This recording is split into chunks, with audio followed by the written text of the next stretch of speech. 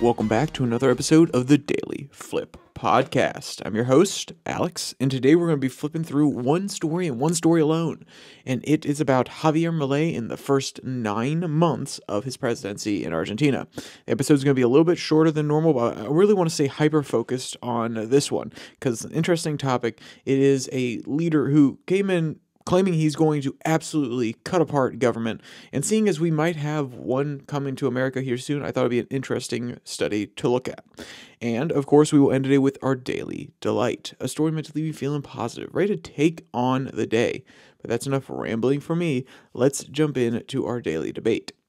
So, if you were to go into government, what's the first thing that you are cutting? Maybe you don't want to cut any programs. Maybe you think all of them are great. But I'm pretty sure everybody can figure out about one program that they would say, do we really need this? Well, I want to know what your opinion is. Throw it down there. Would you cut the education department? Would you cut a weird transportation department or a sub-department of the EPA? Or maybe you would get rid of one of the business commissions. Whatever it is, throw it down in the comment section. I'd love to hear everybody's opinions. So, with that said, let's jump into our article that comes from Mises.org, and headline reads, 9 months of Javier Milei as president of Argentina, a critical assessment. So, for the people who are not aware, Javier Milei came into the Argentinian elections as a man who was claiming to be an anarcho-capitalist, trying to tear down the system of extra socialized government within Argentina, claiming that the bloat was making the economy stagnant, that too many programs, too much spending was allowing the Argentinian government to continue on in its current state, but it was actually hurting the people. It was causing high inflation, and he came in with a quote-unquote chainsaw, metaphorically, but also literally, because that's what he's famous for, going on stage with a chainsaw, at least in America. Obviously, he has policy proposals. He was elected because he had a vision for Argentina, but here in America, we just like the flashy idea that he had a chainsaw, and a lot of people remember him for that because they were saying it seems like a Trump-ish stunt. I would say this man is, I don't want to say smarter than Trump, because Trump is a person with an amount of intelligence that I don't know. I don't know what his IQ is. I don't know what Milei's IQ is. But Milei definitely has come to the forefront, not just with business smarts and media smarts, but a little bit of actual intellectual backing as well, following into one of the libertarian camps. And anarcho-capitalism, it's not super complicated, because at the end of the day, it's just let the free markets reign, get government out of everything. At the end of the day, we all have our institutions, our road makers, our judges, everything would be in private hands. And if you have the ability to actually uphold any of these things or make a company, then people will pay you for it. So it basically is a governmentless system. So you don't necessarily have to have the deepest knowledge of economics in order to propose something like that. But Javier Milei himself was an academic. He for a long time had gone on local TV shows and had really gained a personality there, and that's why you could say there's a little bit of connection between him and Mr. Trump. But the reason I'm drawing this parallel exactly is because Trump this time has said that he wants to go in and cut a few different programs. He wants to use the government as a tool for his side, and he is willing to cut programs that don't need to be there to quote-unquote he didn't say drain the swamp as much this time, but get rid of some of the bloat. He was open to the idea of getting rid of the education department at one point. He has been willing to take on some of these people who have ideas that are similar to Milei's. So, if we're going to see something like that here in America, it's important to look at one of the most modern examples. Literally, within 9 months, we have a case study of what Milei has been able to do, what he's actually been able to cut, and what he has not been able to cut. So, we'll come from the second paragraph.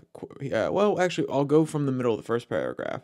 Quote, "This makes success in an economic sphere all the more the urgent. The aim here is to find out a way out of stagflation, the simultaneous occurrence of stagnation or recession and inflation, in which the Argentine economy currently finds itself as quickly as possible." So what they're saying is Milei has a mission right now. He is trying to end the stagflation. He is trying to end inflation, but also the stagnating, the recession of the economy in Argentina. And both of those things are sometimes hard to do. Sometimes you're going to have to deal with more of an economic downturn as you raise the interest rates in order to really tamp down inflation, or maybe you're going to let inflation go for a while and let the spending continue at an outrageous rate and yet allow for lots of extra spending within the economy and try to get it going so it's not stagnating, it's continuing to grow. And having those dual mandates is extremely, extremely difficult. Luckily, here in the United States, we've gotten away with coming out of the pandemic era where we're dealing with really high inflation and we're starting to see growth again. We actually were able to get away with not cutting too many jobs and keeping jobs relatively stable. Then again, a lot of them actually went into the public sector, aka government jobs or government adjacent jobs. So it's a little bit different, of course, but there's no doubt that we are still in a place where we're dealing with inflation and we're not necessarily growing as much as we could. So maybe there are some lessons to glean from here, maybe not, but I'll continue. Quote, "The signs are not good. When the Western industrialized nations fell into stagnation in the 1970s, it took almost a decade for price inflation to be defeated to some extent for economic growth to pick up again." So, a little bit of backstory there. They're giving it to us about the 1970s, about Argentina. Quote, "Milei doesn't have that much time, even though a lot has already been achieved. Since taking office on December 10th, 2023, Javier Milei has done the following, and he has the following advantages on his side." So, we're going to go through the list of what Mises Institute is saying. Hey, we really think this is actually good for Milei. So, they're actually having a surplus, meaning that the government is spending less money than they are bringing in. That's good, okay? That's going to allow them to start paying off their debts and possibly get the currency to a place where it is good enough to be pegged to the US dollar, because the peso, the Argentine peso, has been losing value over time. Restriction of money creation. So they can't just keep printing them out of nowhere. They can't just keep printing this money and say, oh, hey, you know what? We're just going to keep devaluing our currency by putting more of it out there on the open market, which is a good thing for the citizens so that they can actually save their money rather than having to trade them into commodities in order to trade in the future for the exchange rate into the peso. They can actually keep those pesos, and let's be clear, they're a long way off because their inflation is still very high. But the whole point is to limit the inflation so that the people feel as though the currency is stable, therefore they will save it, and therefore they're actually going to pull a little bit of extra money out of the economy, slowing down the inflation, though that may hurt the GDP a little bit, but it's also going to help people. They're going to feel stable. That people are going to be willing to go out there on the limb and actually make sure that they can rely on the money in the future. So, and then companies and businesses are going to say, okay, hey, the peso is safe now. So now any of our material investments will be worth a little bit. And obviously, the land that you buy, the value goes up in comparison to the peso. And the company, when they build their headquarters or they build their little shop, whatever it may be, their value goes up with the value of the land, the value of the building. But they have a hard time saving in that country and leaving reserves of cash in that country because they're money is slowly being devalued. So if you can tamp down on the inflation, you can make sure that the money supply is not constantly increasing. You actually make it easier and you provide some incentives for companies to actually stay in country and not just bring businesses there and keep all the holdings in other places, but actually bring extra money to the economy, into the banks, and allow that to be lent out to other people. So, but that's besides the point. That's just one of them. The inflation rate is actually dropped since April. It's nowhere close to where it needs to be, but it has indeed dropped. A reduction of various price subsidies. So Mises.org is a place that loves trying to get the government out of the free market. So that is a bonus from Mises's perspective. I would say it's a bonus from most of my perspectives. Why? Why is getting rid of subsidies so important? And that's not to say that there aren't reasons for having subsidies. I'm sure that people can list a whole bunch of them, and I would concede on one or two of them. But what happens when a company gets a subsidy from the government, they become used to the price at which they are able to pay for things. They are okay with taking on a little bit of extra risk because they have a little bit of backing from the government. They have a little bit of extra cash. They don't necessarily follow the most safe and best route. So, great example. If you're a bear and you are going out and you're scavenging, okay? And you are constantly going to this one place where a human puts out a little bit of extra food. Just a little bit, nothing crazy, but it's enough to keep you satiated for a little bit. It's something that keeps you going. The bear gets used to that. And then maybe they don't necessarily go to other places in order to learn how to hunt. They keep coming back to where the food was. That's why you have lots of animal trainers who say for wild animals, or people in national parks who say, hey, guys, don't feed the animals. We don't want to get them used to it so that they can't go out, or they're not willing to go out and hunt on their own. You don't want to even have any hint of that when you're giving subsidies to companies, because you want them to be able to grow on their own. You want them to be independent. And if you're giving them from a very young age, at a very startup level, then you may have a company that may not be able to survive without government assistance. And what happens when that government either collapses, when that government has to pull back and renege? So cutting down on the amount of subsidies, in theory, especially when trying to build up a stronger economy that is not reliant on the government, that is one thing that I would say is relatively positive. And then it also goes on to say that he's gotten rid of basically 8 ministries. He's gotten rid of 30,000 state jobs, and he's saving a whole bunch of money on that front. But it's not all roses, okay? So what else does he have to deal with still? Price inflation, it's still, like I said, it's 237%. It's still extremely high. He is nowhere close to a point where he can say, yeah, hey, we can take our foot off the gas here. The peso is constantly being devalued, and yeah, that's not, like I said, not good for business. What else does he have to worry about? 7.6% unemployment rate. So that's already high as it is. And if he needs to tamp down more, he needs to raise interest rates more, that is not going to go over well with his populace that he's trying to attend to. But also, it's not going to go well for the economy when you have to knock out all of these extra jobs, and then you're actually, well, I don't want to say it's not good for the economy, because there is a balance there. It will actually limit the amount of money coming into the economy, meaning that there's less likelihood of there being inflation, but also it means that there's going to be a surplus of demand from the people who do not have jobs, and then employers can actually, they can have their pick of the litter. They are able to make more favorable terms because the demand for them is not as high as the supply of people who want jobs. So that puts the employers in a really strong position going into the future.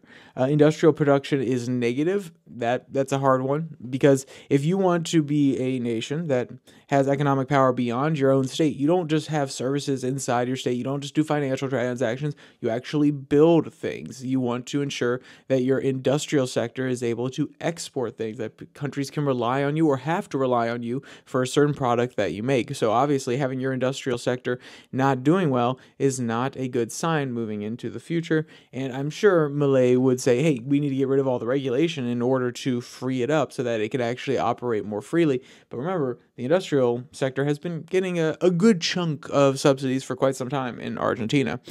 So there's an extent on debt raises, which is no good, an insufficient level of foreign exchange currency reserves, and devaluation of the peso from 322 to 973. So just think about that.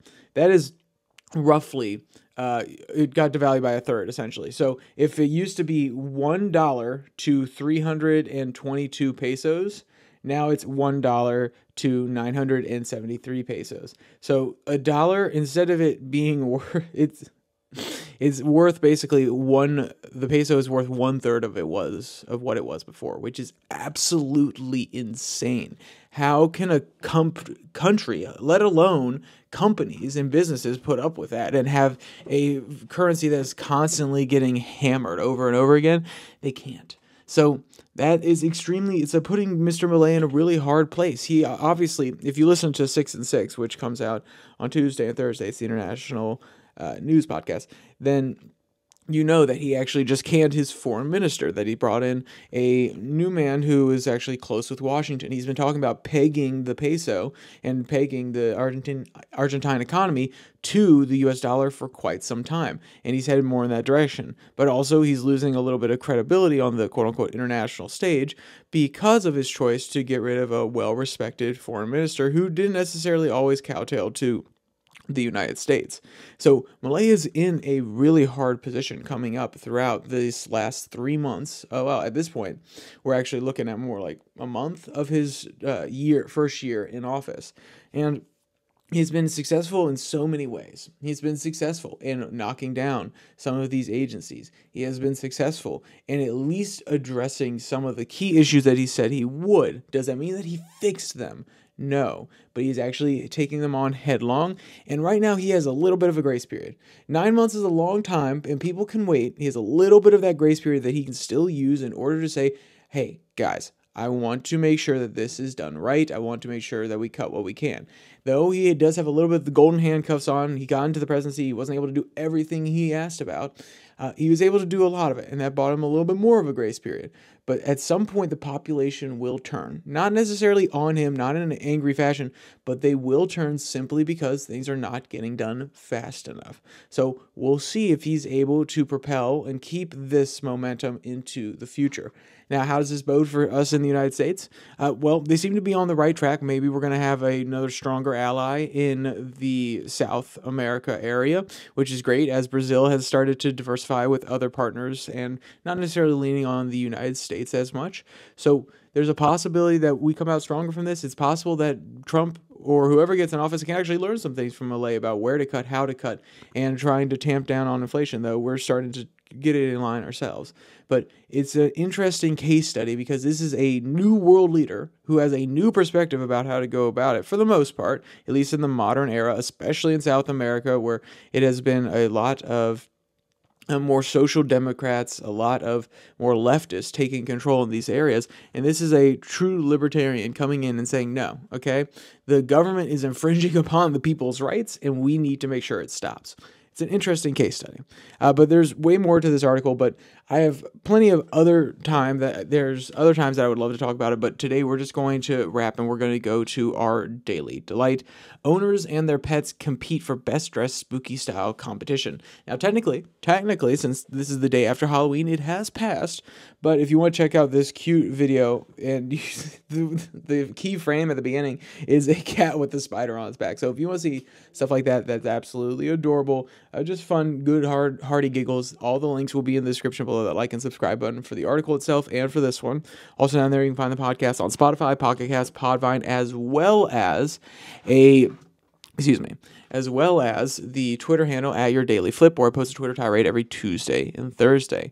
And as I mentioned, 6 and 6, the international news segment that comes out on Tuesday and Thursday as well, but that's over here at the RSS feed and on the YouTube channel. So with all that said, there's only one more thing to say. Stay safe, don't die.